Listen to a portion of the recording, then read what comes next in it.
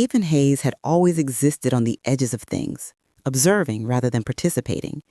He spent his days creating hiking paths in Maple Ridge, a modest Oregon community where evergreen forest met cozy coffee shops, and everyone recognized their neighbors' daily patterns. Solitude suited Ethan well enough, though he secretly yearned to express himself more openly, particularly around one specific individual, the woman who simultaneously unsettled and energized him. Claire Thompson managed the town's library, celebrated for her gentle manner, welcoming nature, and a grin that seemed to dissolve tension the instant anyone encountered it. Everyone gravitated toward her naturally, but Ethan experienced something more profound, something that constricted his breathing whenever their eyes connected. For months, he appeared at the library each Friday, bringing back volumes he'd scarcely glanced through because his attention stayed fixed on composing the perfect words for her. Weekly, he practiced dialogues privately, and weekly, his nerve abandoned him. The instant he spotted her positioned at the circulation counter, everything evaporated. Claire consistently initiated casual exchanges with him.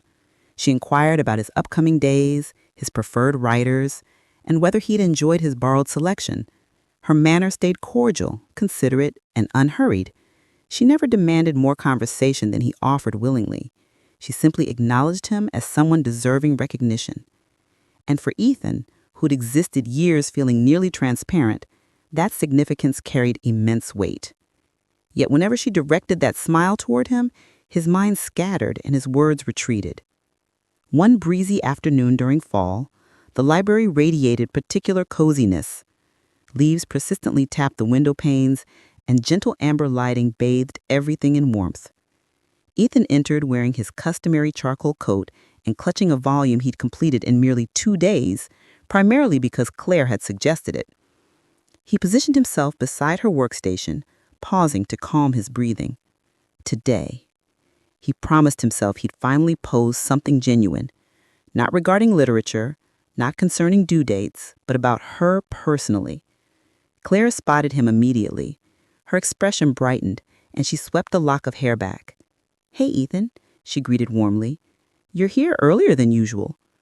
He acknowledged with a nod, though his throat constricted. "Yeah, I had something to ask you." His fingers drummed softly against the book's cover. He resented how anxious he sounded, but Claire neither mocked nor dismissed him. She merely angled her head gently, awaiting his continuation. "Ask me what?" she prompted with interest. Ethan parted his lips, hoping language would emerge. Perhaps he'd suggest grabbing coffee together. Perhaps he'd inquire about her satisfaction with library work. Perhaps he'd voice anything demonstrating his genuine interest in her in a quiet, heartfelt way. But before sound formed, someone shouted Claire's name from the library's opposite end. She pivoted to check, and the opportunity dissolved like mist through open fingers. When she'd addressed the disruption and returned her attention, Ethan had lowered his gaze, his bravery dissipating. Claire experienced a subtle ache internally. She recognized he'd attempted expressing something meaningful. She also understood he might require assistance. She observed him retreat a step, preparing to depart. But before he could, she spoke quietly. "Ethan, whatever you wish to ask, you can share it whenever you're comfortable."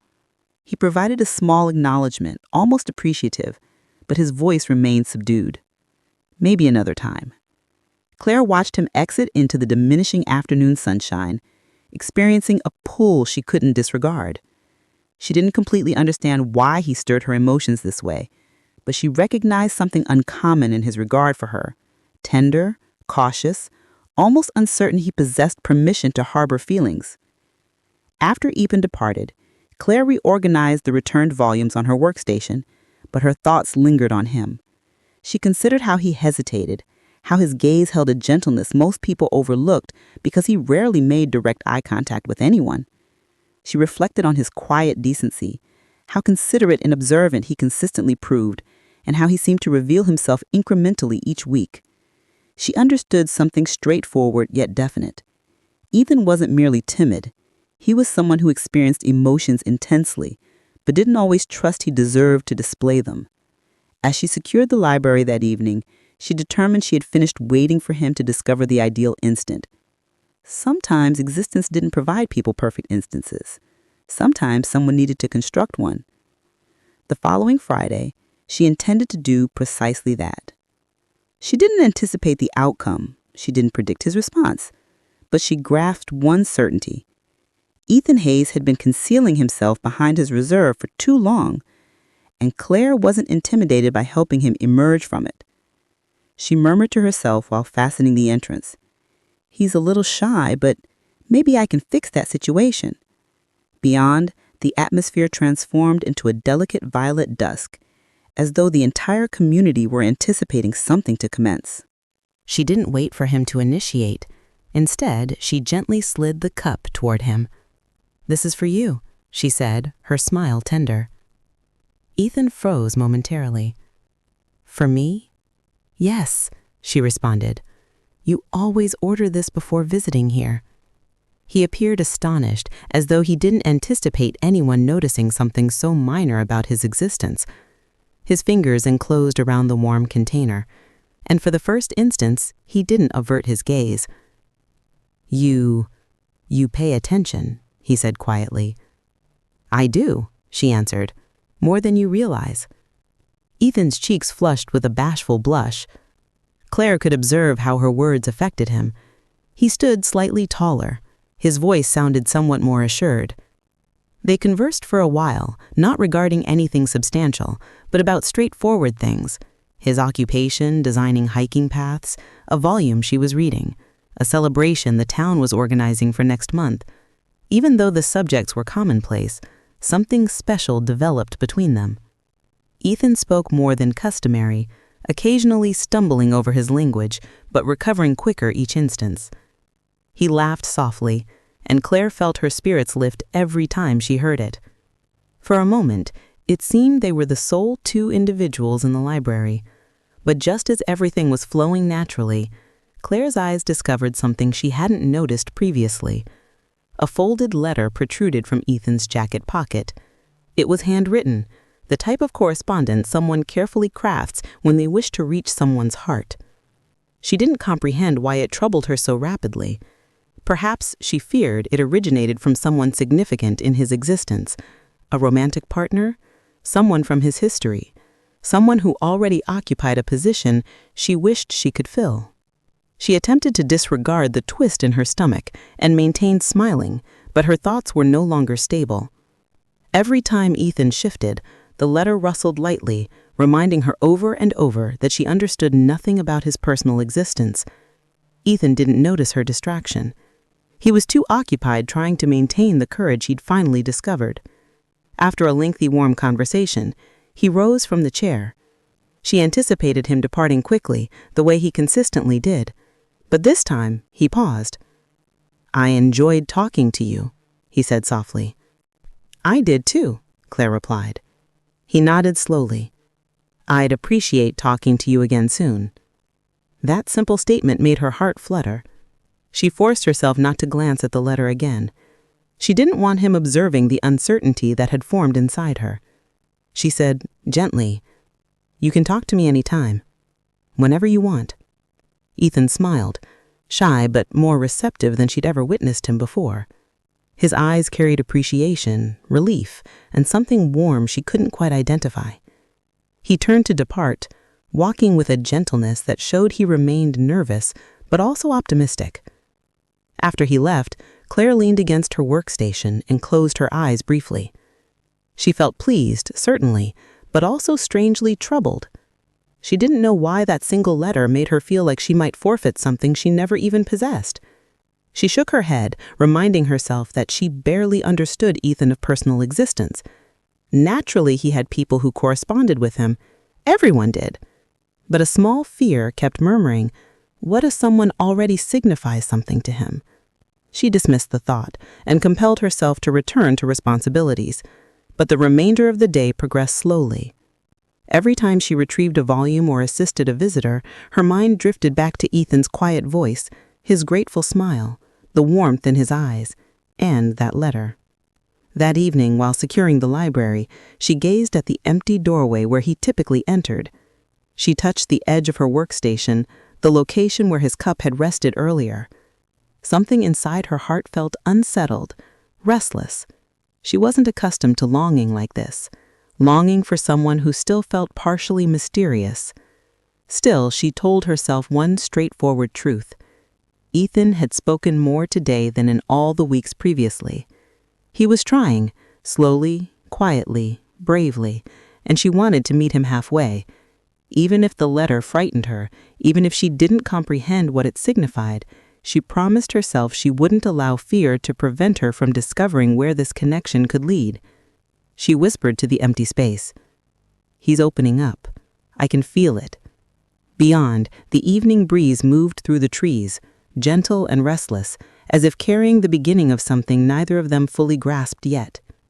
Claire attempted to dismiss the memory of the letter she'd spotted in Ethan's pocket, but the image kept returning throughout the weekend. She replayed every moment they'd shared. The warm beverage she'd given him, the quiet smile he'd offered, how he almost seemed proud of himself for speaking more freely. Everything felt gentle and hopeful until her eyes caught that folded correspondence. She didn't understand why it disturbed her so rapidly. Perhaps because it reminded her she didn't truly understand much about his existence beyond the library. By Monday morning, she anticipated seeing him enter with his customary hesitant steps, perhaps even with that new spark of confidence she'd noticed last week. But the entrance remained silent. The library felt different without him, less warm, less vibrant. She told herself he was probably busy with work, but as the hours progressed, she started to worry in a way she couldn't articulate. Tuesday arrived, no Ethan. Wednesday came, still nothing. By Thursday afternoon, Claire found herself glancing at the entrance every few minutes, hoping to hear the small chime ring. She told herself not to get carried away, but her heart didn't comply. She missed his presence, the way he stood close to the shelves, the way he consistently paused before speaking, the rare but gentle laugh she was learning to cherish. Late in the afternoon, the entrance finally opened. Claire's breath caught the moment she saw him. Ethan stepped in quietly, holding the same letter she'd seen before. His expression was serious, thoughtful, almost emotional, unlike the shy spark he'd shown earlier. He approached the workstation slowly. "Hi, Claire," he said, his voice steady but gentle. I nodded, trying to conceal the worry that had been residing inside me all week. "I didn't see you these past days," I said, keeping my tone light. "I know," he replied. "I needed some time to think." Her heart tightened. Think about what? Ethan held up the folded letter, almost as if it weighed more than paper should. "About this, and about you." Those last two words made her pulse quicken. "Me?" she whispered. He nodded. "This letter is from my mother. She wrote asking if I was seeing someone. She said she hoped I wasn't letting life pass me by because I'm too afraid to speak." He released a breath. "She knows me too well." Claire relaxed somewhat, though she attempted not to reveal it. She had imagined someone else, someone romantic, someone who already meant something to him. But hearing it originated from his mother eased a pressure she didn't want to acknowledge she felt. "I realized she was right," Ethan continued. "I've been hiding behind timidity for too long. I keep waiting for life to feel easier, but it never will unless I start attempting." Claire's eyes softened. "And what did you tell her?" Ethan looked directly at her. For once, his gaze didn't drop or drift. It stayed strong, steady, full of something deep and sincere.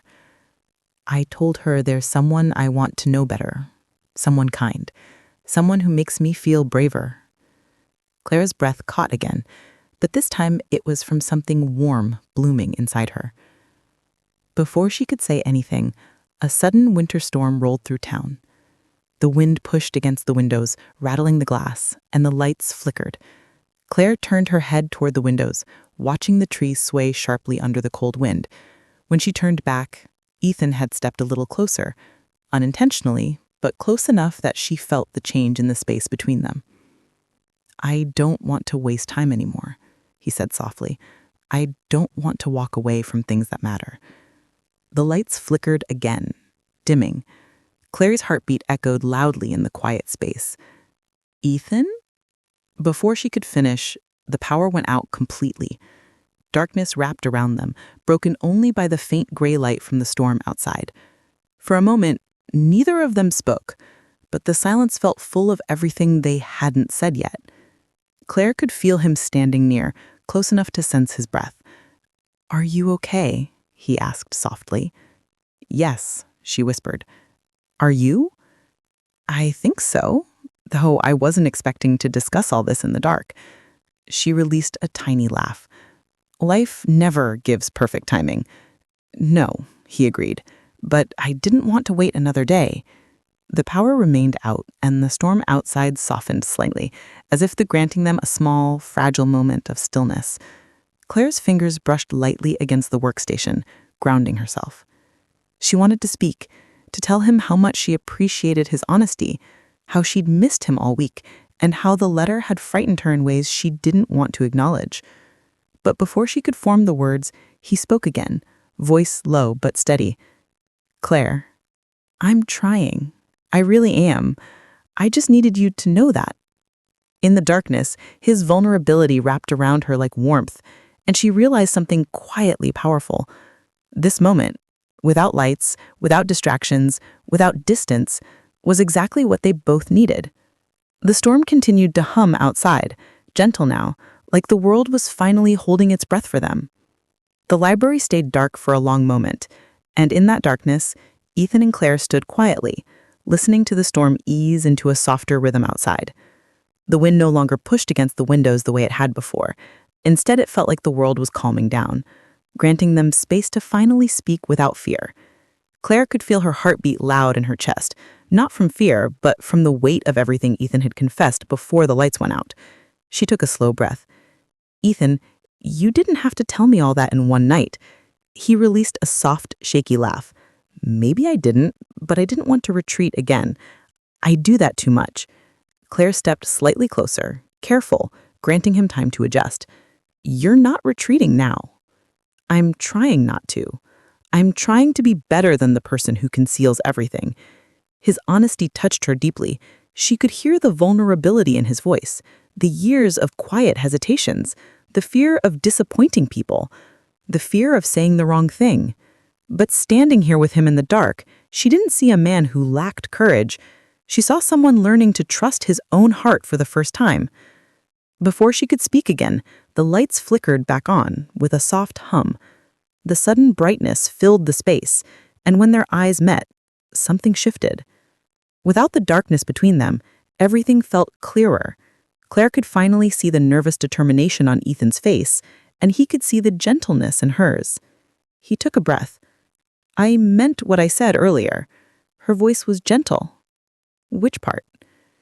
"That I want to know you better, not just as the person who manages my borrowing, not just as someone I admire from a distance."